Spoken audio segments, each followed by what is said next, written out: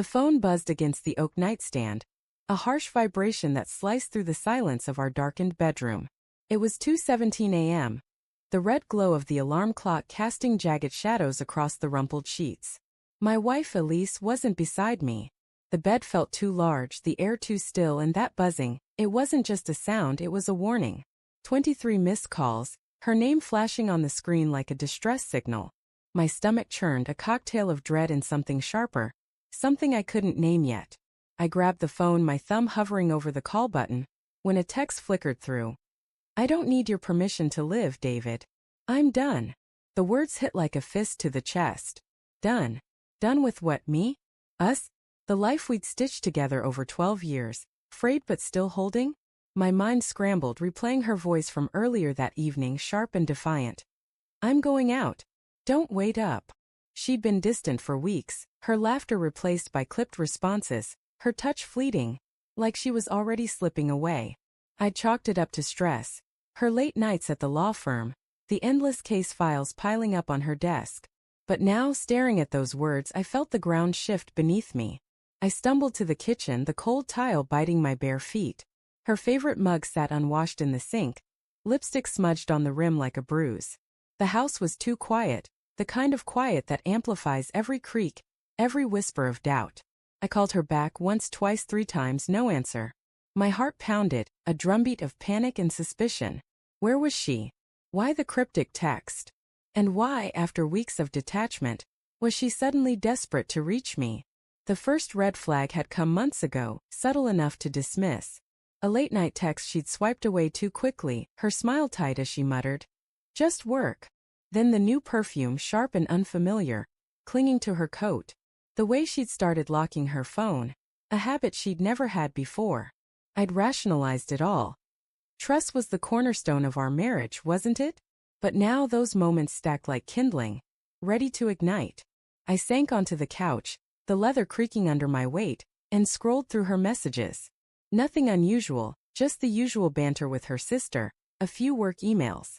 But then, a notification from an app one didn't recognize, some encrypted messaging service. My pulse quickened. I didn't know her passcode anymore. She changed it without a word. The realization stung, a small betrayal that felt like a prelude to something larger. The clock ticked past 3 a.m. I poured a whiskey, the burn grounding me as I replayed our last fight. It was 2 weeks ago, over something trivial, dishes maybe, or my late hours at the hospital. But her words had carried an edge. "You're never here, David. Even when you're here, you're not." I'd brushed it off, too exhausted to dig deeper. Now I wondered what she'd meant. Was I the one failing her? Or was she looking for an excuse to pull away? A memory surfaced, vivid and unbidden. Elise at our wedding, her eyes bright with tears as she vowed to choose me every day. I'd believed her. I still wanted to. But the phone, silent now, felt like a loaded gun. I opened her laptop, left carelessly on the dining table. The screen glowed to life, her email still logged in. My fingers hesitated over the keys, guilt clawing at me. This wasn't me snooping, doubting. But I typed his name anyway, Mark. Mark was her colleague, the charming partner at her firm with a smile too polished, a laugh too easy. I'd met him at the office Christmas party, his hand lingering on Elise's arm as they talked, her cheeks flushed with wine or something else. I told myself it was nothing.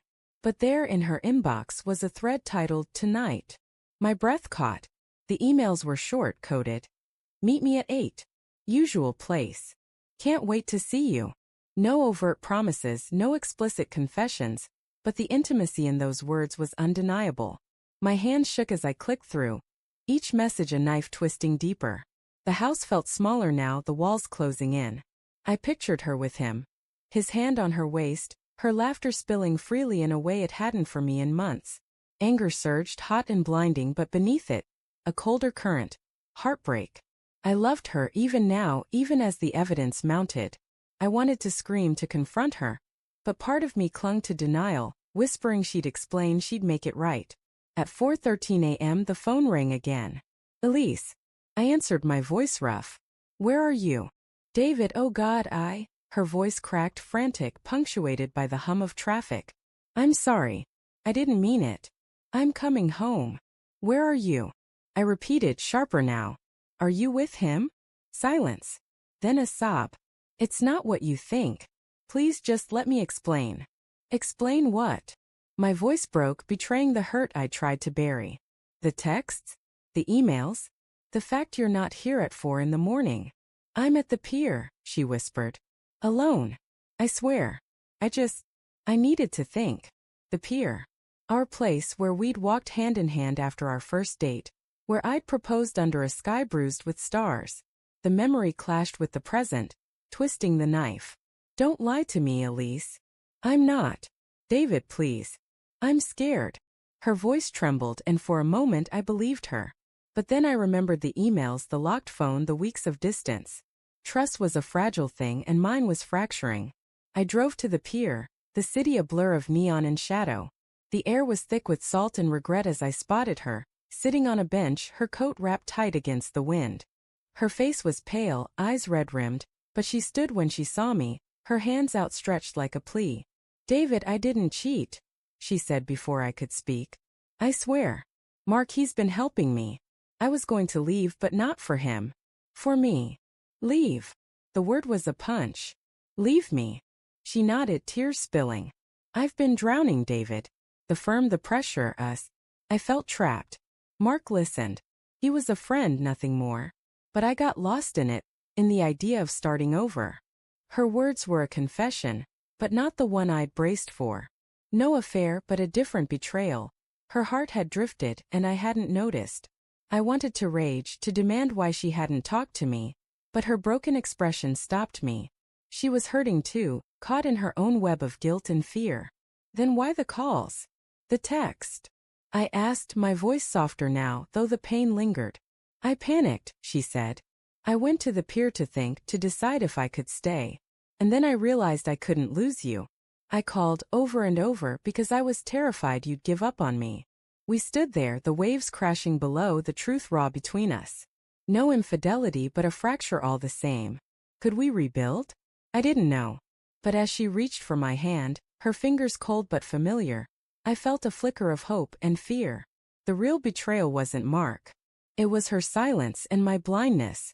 And now we'd have to face both.